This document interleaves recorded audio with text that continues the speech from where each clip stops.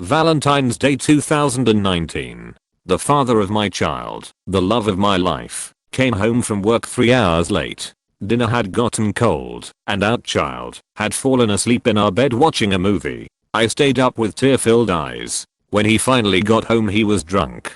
I couldn't hold back my tears and begged to know why he was so late when he knew we were waiting for him.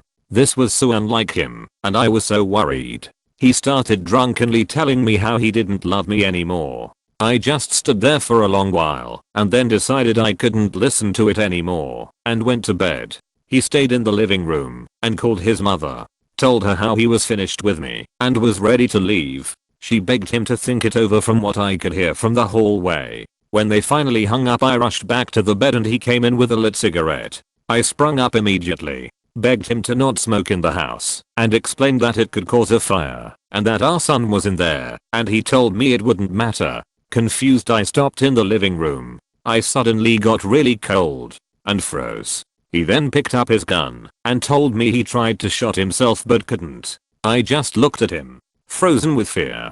He then held the gun up level with my head and pulled the trigger. Nothing happened. I blinked, took a deep breath. Then he pulled the trigger again. Nothing. Threw the gun down and walked outside. The gun was loaded and ready to go when I went and grabbed it. Still to this day, can't believe I'm still here.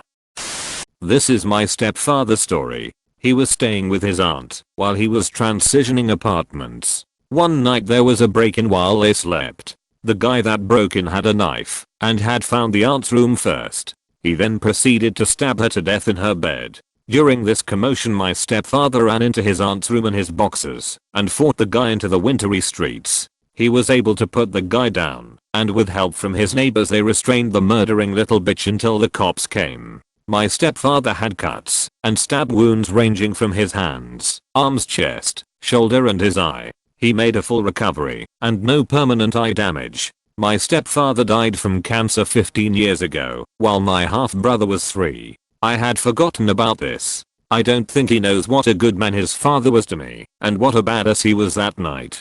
Gonna have to ask him about it. I was helping a friend who had a window washing business in Baltimore. While setting up ropes on top a building we saw a guy getting jumped in the alley by 3 young adults. We rushed down to help, and during the scuffle one put a gun to my face and pulled the trigger. I didn't see it coming. I was wrestling with one of his buddies. What sucks the most is I had to be a John Doe at Hopkins Hospital because they didn't want the guy to come and try to kill me. Now here it is was years later, and I still have a constant ringing in my ear. My teeth are getting worse by the year. The bullet went through my cheek and hit and broke off a tooth which redirected the bullet out of my mouth via my top lip. I'm poor and come from a poor family, so getting help has not been easy. I'm glad I helped and wouldn't change my actions for the world, but now I wish I could find some relief. I'm late to the party, but figured I'd throw this out there. So when I was around 6 years old my family lived in a dilapidated home that was the remains of a half burned down house. We were poor and lived in a poor town, and we had gone without electricity or heat the whole time we lived there and often went days without food. My dad would disappear for weeks at a time and my mom would struggle to raise me and my 3 other sisters at that time. My dad was a huge drug addict and would disappear for long periods of time. After he had vanished for over a week at one point my mom desperately needed money to buy groceries, milk, and diapers for my baby sister, etc. Her dad, my grandpa, had given them a truck at some point, but it was broke down at the time and my mom finally made the decision to sell it so she could take care of us. The next week my dad showed up really late at night, high as a kite, and confronted my mom about the truck. So she told him the truth and he flipped out badly and started to physically beat my mom and started to make threats on her life. My oldest sister, 13 to 14 years old at the time I believe, and I woke up when the arguing started, but our other 2 sisters stayed asleep.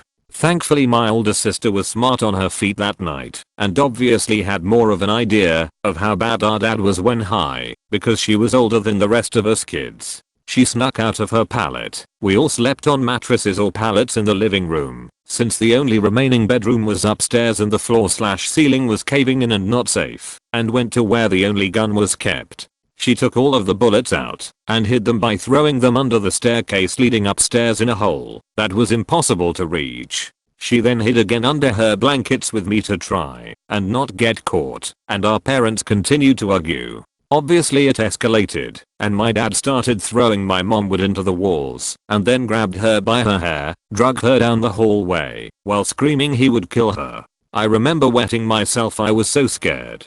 He went straight for the gun too. He held it to her head and pulled the trigger, but it was no longer loaded. It was almost like a switch flipped, and he dropped everything and cried a bit, and then vanished from the house, and then everything was silent. I never saw him again after that.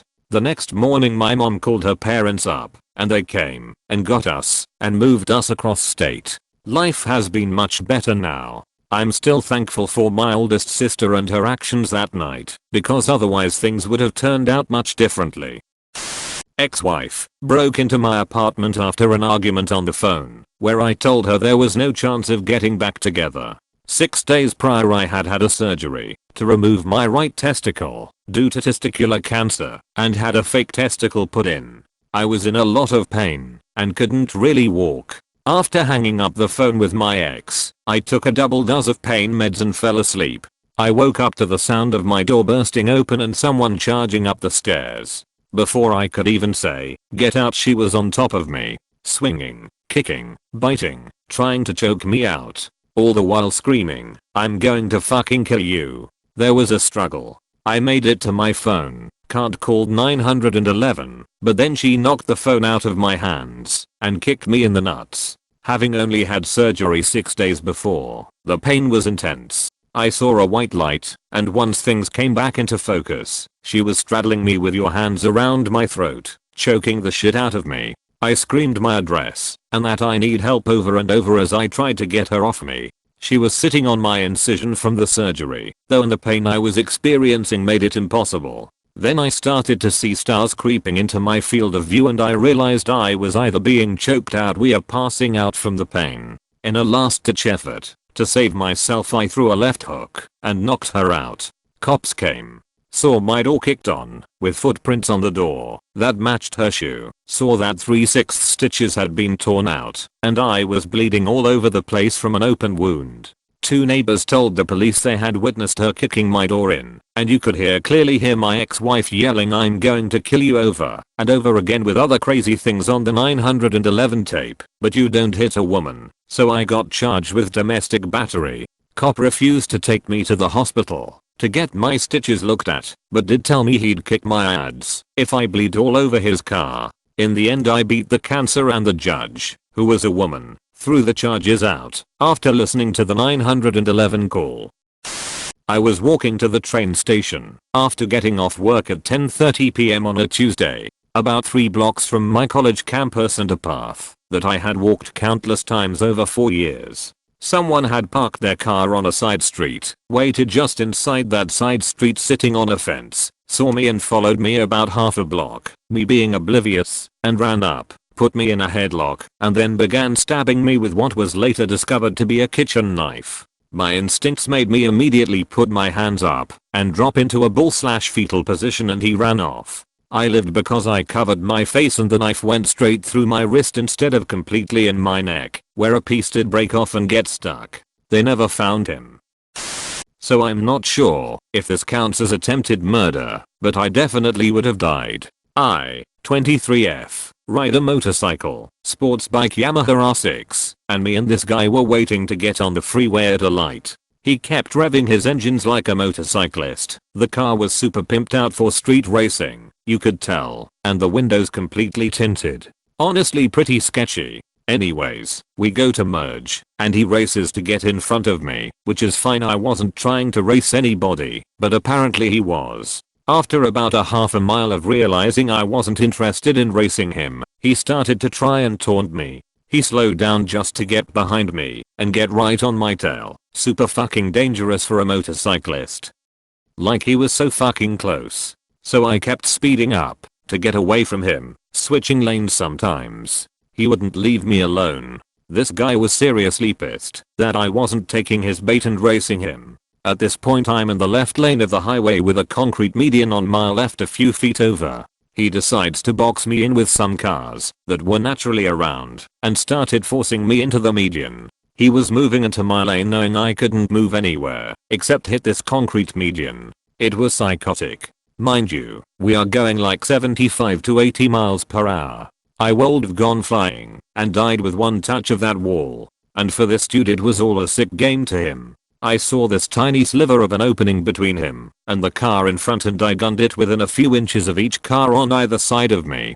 Can't imagine what the guy behind me was thinking when he saw all this. Hope he got his plate. And get this, the guy kept following me. I got off an exit and lost him on some side streets cause of my mad bike skills. Or I'd like to think so. That was the first time in my life I was praying to see a cop while speeding my ass off to outrun a psychopath. But alas, they never seem to be there when real crazes hit the road. Thanks for watching. Subscribe for more daily 6 PM Reddit uploads.